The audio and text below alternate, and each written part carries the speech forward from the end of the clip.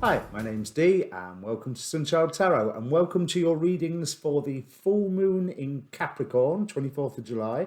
Obviously, these readings are meant to cover the 2 weeks, the 4 weeks, or the 6 and a bit months, or just under 6 months, isn't it? From the full moon in Capricorn back to the new moon in Capricorn, which will be sometime around Christmas. I should have looked that date up before I started. So, as ever, it's a general reading. General reading rules apply. Do not give away your power to a tarot reader. In these readings, there's 2 rows of cards. The top row represents the archons trying to suppress you, and the bottom row represents the gods themselves trying to lift you up, reconnect you with the divine. By their very nature, they are dramatic. So take it all with a pinch of salt and just bear in mind that I can't necessarily be reading for everybody. So there is a timestamp in the description below because I'm going to discuss the full moon itself first. But I've put the timestamp there, so if you want to not ignore my waffle, you can jump ahead to the reading. I won't be offended much. But I would say watch your sun, your moon, and your rising. Now, I'd say the moon because that would normally deal with the emotional stuff, but it's a full moon. It's a lunar reading. Go and look at your moon. Especially with this one, because there's a little something I want to bring up about not just the full moon, but what happens the day before, the day as I am filming this now. Now, as ever, there is a link down there in the description for the Facebook group for this Facebook page for this channel. Basically, it's got an inbox. So if you want to contact me for a personal reading, that's one of the best ways to do it. There's a link tree down there that will take you to all of my different social media, but Facebook's the best way. I am trying to grow the channel, so any subscriptions or pressing of like buttons would be greatly appreciated. And of course, if you haven't caught it, I will be, or well, by the time this goes live, I will have already done a show with astrologer David Fisher, where we're discussing the ins and outs of the full moon in terms of Hellenistic astrology. I've got some other things that I wanted to point out. Now, I am really, really excited about this full moon. I'm sure there was something else housekeeping I had to say. Now it'll come to me. Oh yeah, you can ask a question before you're reading if you want. I don't think it's the sort of reading where you're necessarily going to get an answer, not like my monthlies or some of my other readings. It's just a general look at the forces that are around for you to take advantage of or dodge, whichever way you want to look at it. Right. So this is the first full moon after the eclipse seasons. Now, if I bring my notes up so I can remember what I'm talking about, this is the degree here is ruled by, I always struggle with these, Yael, who is all about letting go and mental force. But the degree angels, which I've not mentioned on these videos before, the degree angels also control a 5-degree arc each. So this 5-degree arc is ruled by Mabahia, who is about putting thought into action, who is about intellectual lucidity. And Yael is about, as I said, letting go, mental force. That puts a lot more context into this full moon, whereas we have been working so very hard to plan and to decide and to find ways to move forward. We've discussed this on the astrology shows with David. We've discussed this in the readings. That's setting your plans up, getting all your ducks in a row, all of that preparation work. Now it's time to do it. When you know there is that thing that you want to let go of, now is the time to let go of it. I know you'd normally say that new moons are good for letting go and full moons are about completion. And that's what I'm talking about, the completion of the letting go process that we have already started into motion. Now, as well as the 5-degree arc, The decans themselves are ruled by the goetic spirits, the known as the 72 demons that Solomon summoned. Although I would question whether the term demon for them is actually fair. I think it's a bit harsh, but it's what they've been known as for at least 500 years, if not more. So by day, this is ruled by the goetic spirit Berith. So, quoting from Michael Ford, in an initiatory context, Berith may be a tool in the understanding of self, including the alchemical process of turning of gold, i.e., coming into being more, strengthening your form, the fiery essence of self. Berith is proves to be a powerful goetic servitor that you can summon to guard while going through some introspective rites. Now, we've been going through these introspective processes for, well, quite some time, let's be honest. And so again, it's rubber stamping that idea of, you knew you needed to let go of this thing, time to let go, time to put your plans into action, time to be you to the best of your ability. Now, by night, it is ruled by Flauros, or as I would know him, Horus. Now, he's one of the traditional 9 demonic divinities in traditional demonolatry, and he's described as typifying the perfect balance of physical, mental, and spiritual consciousness. So there's that, again, that coming into yourself and finding the whole, being true to yourself aspect, the whole this is who I know I am, and that bit there, I don't need it anymore, it's not me anymore, let's go, because I'm going along on this new path. Now, I am excited about this full moon also because of something that happened the day before. The day before, there was a near perfect 4 points of a pentagram in the sky. So let me just bring that up for you to see. Hopefully you'll be able to see the aspect lines, because they're quite faint. Solar Fire does them in a colour I find it really hard to see. But you notice the moon, Jupiter, Uranus, and Venus, which is a beautiful selection of planets. You've got the love and value of Venus, you've got the making things bigger of Jupiter, you have that emotional, in this term, it's what do I feel strongly about, and how can I make those things that I feel are beautiful in my life bigger? How can I make those things that I value in my life bigger? And then there's Uranus, which Uranus always causes upset, but on this particular point, I think if the unexpected occurs, it could only be bringing good news. Now, by the time we come to the full moon itself, you notice that near pentagram is split up into 2 sets of 3 3-pointed pentagrams. However, the Solar Fire doesn't do aspects, or at least I can't make it do aspects, to Black Moon Lilith. So we have Mars, Moon, and Black Moon Lilith taking action to heal hurt feelings, is how I'm reading that, and how I would want to read that. Bear in mind that Mars at the moment is being ruled by the goetic spirit Beleth, who is there's a certain sense of Beleth plays with time.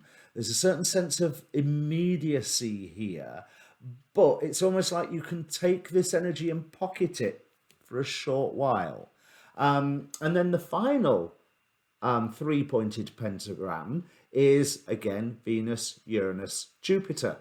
So something unexpected about that which you value and can be made bigger, which I think is still beautiful, but especially coming off of that pentagram the day before. Now, I'm also very excited about this because the final point of that pentagram would be pretty much 4, 5, 6 degrees Libra. Guess whose moon is at 6 degrees Libra? So I am looking to take full advantage of such a beautiful astrological combination. Now let's just have a look before I go into the cards, because I got told off on comments about a long introduction to another reading that I did.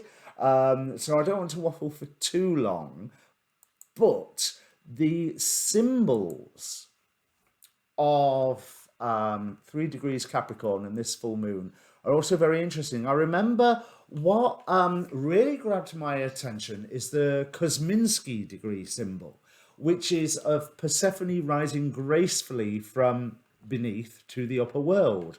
The sun is shining and the surrounding country is rich in fields of corn, fruit, birds, flowers, whilst butterflies are sporting round her head. Now, I suppose according to the legend, that would not be directly true because spring doesn't start until Persephone comes up and Ceres or Demeter goes, you're back, and starts letting things happen. But it is still a beautiful image. So this is said to denote one of great power of endurance who forces himself, ill or well, to brush away obstacles in the way of his desires. What was I saying about letting things go? There is here a combination of mental, moral, and physical force, bringing us back to the idea of that rulership of Hares. A trinity which carries the native through danger and conditions most adverse. At birth, the soul is rising from the shadows, and as life advances, the temples of enchanting lights are reached, and constancy begets deathlessness. It is a symbol of perseverance. So, if you haven't started your 2021 plans, your post-2020, post-eclipse, post-Great Conjunction plans, get moving. Now is the start. So let's have a look at the Sapharial degree symbol, which is of a Vestal lamp burning brightly, an indication of an elevated and superior mind given to the study of things that are essentially spiritual. There's that other part of Hare's dominion here. There are aspiration and intuition in a superior degree. That's not easy to say.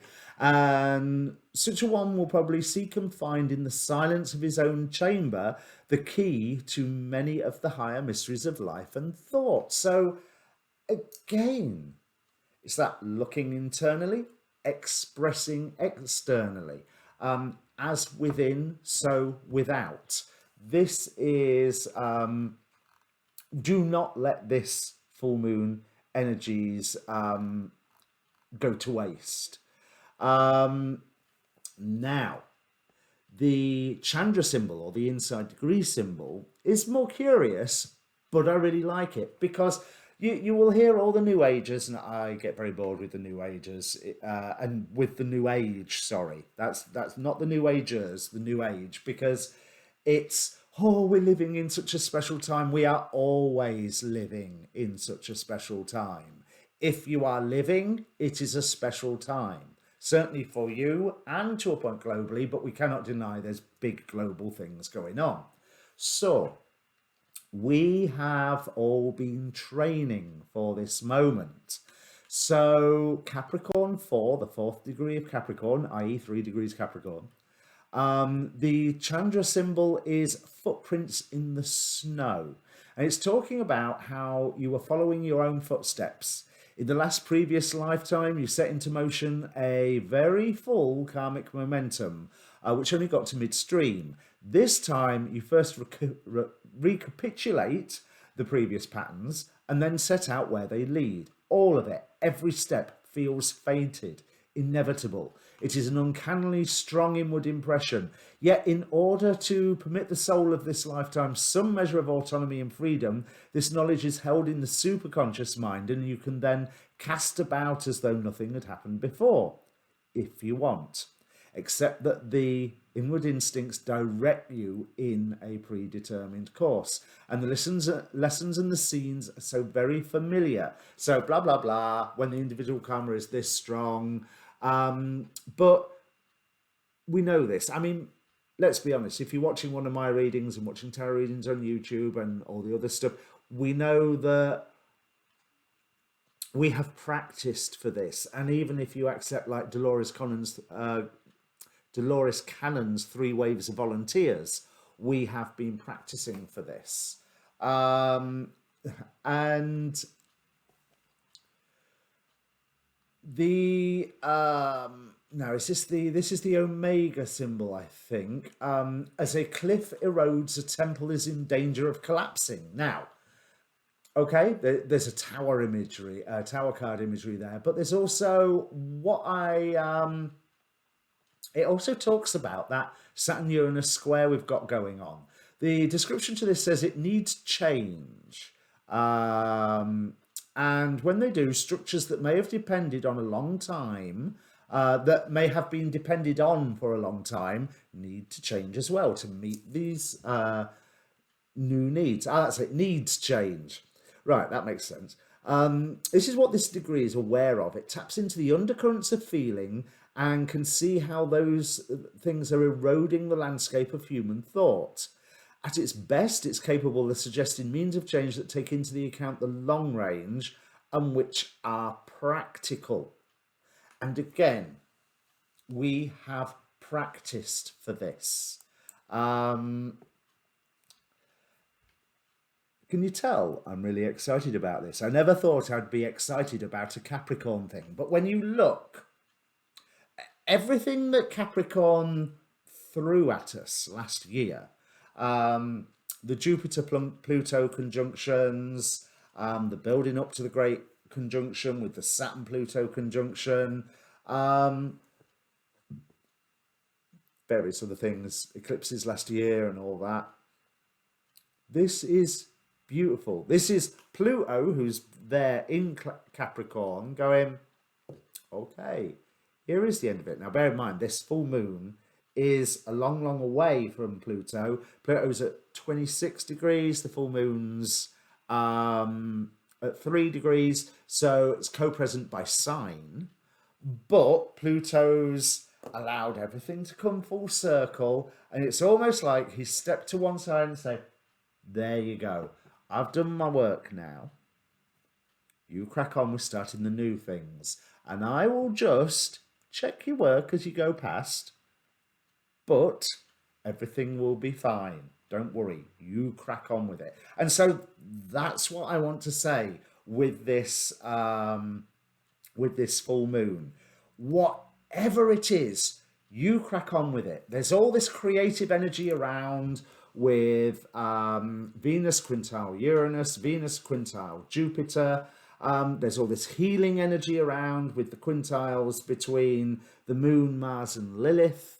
There's that, especially if you've got early degrees of Libra planets, there's that energy from the pentagram the day before. This cannot be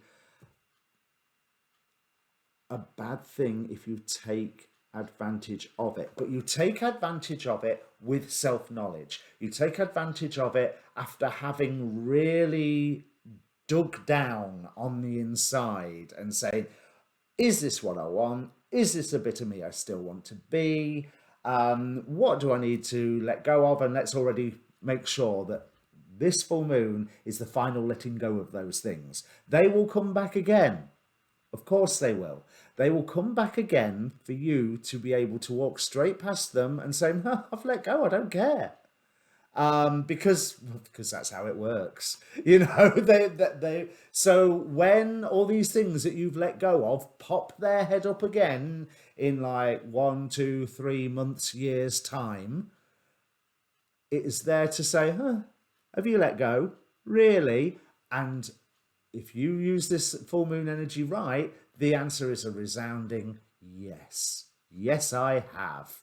Now, this is before I've done the show with David, so that's how I'm reading the full moon, purely on the basis of the angels and the demons that are involved here, and some of the aspects, but minor aspects. We'll see what David makes of it. In the meantime, I'll bring your cards up in a second. If you want a personal reading, don't forget that Facebook link.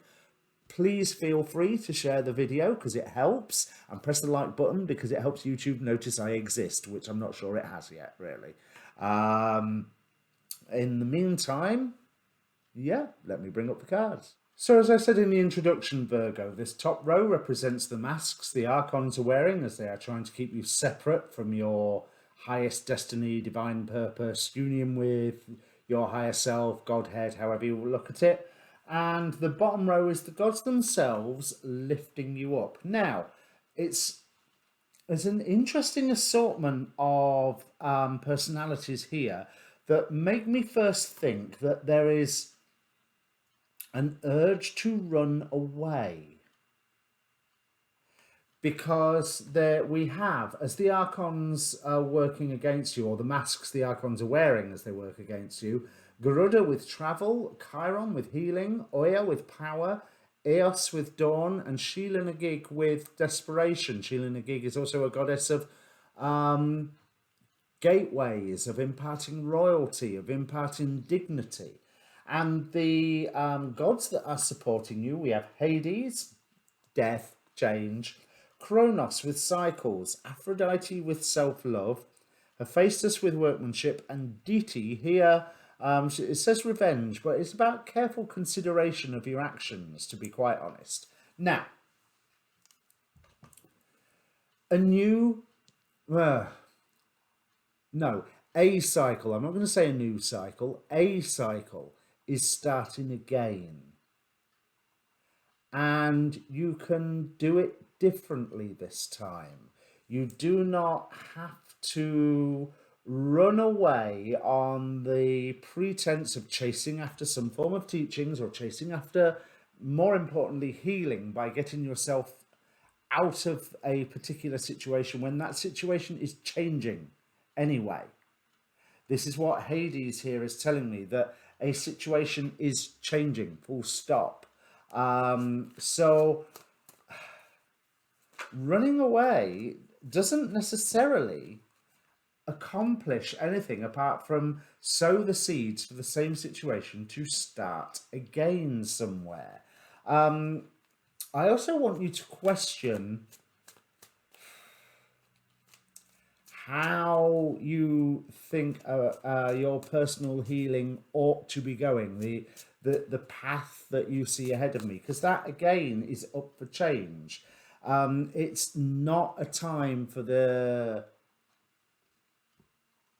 well, theoretically tried, tested and true, because it's not true, not anymore.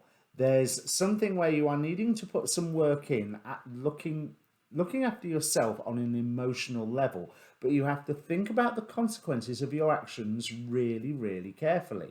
Now, somewhere along the line, this is partly due to a separation, either a separation that you are wanting to achieve or a separation that has already happened. Now, if it's a separation that you're wanting to achieve, that's fine. That's absolutely fine. Because by having that separation, you are reconciling with something else, something previous, something from the past that was quite possibly better than what it is right now. But that idea of having a whole new beginning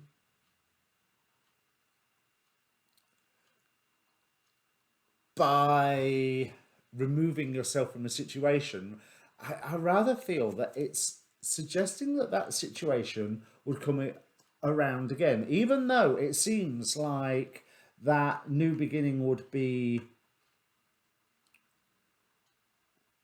grounded. It's got the finances, it's got the security, it's got the resources that it needs for the new beginning.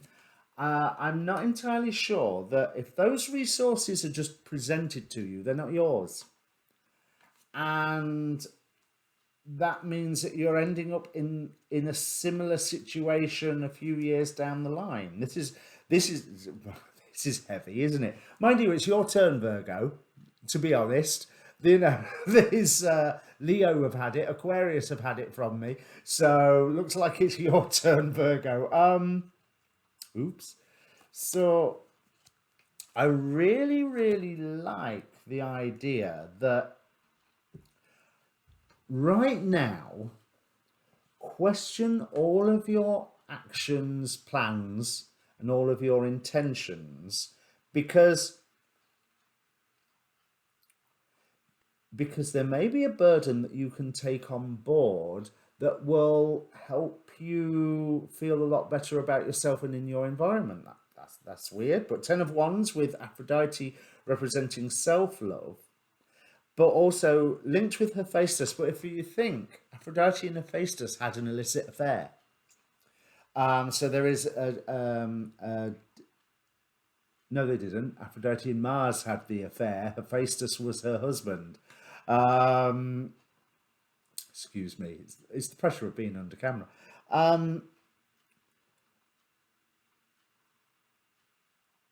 There's something here that needs to be worked at to be built anew due to some form of change. So whatever this change that comes in, I want to say that you can weather it rather than run away from it. But you have to very carefully consider the whys of your actions and how that will make you feel afterwards. Because with Sheila Nagig here clarified by the Three of Swords, there's cheerful, isn't it? Desperation clarified by heartbreak. So there's some form of underlying shock that makes you go, oh my God, what am I doing? How is this going to change anything and everything? This is not the way it was supposed to be. This is not the way it was supposed to look. No, it's not. You're right. That's fine, because the way it was supposed to be and the way it was supposed to look is no longer relevant.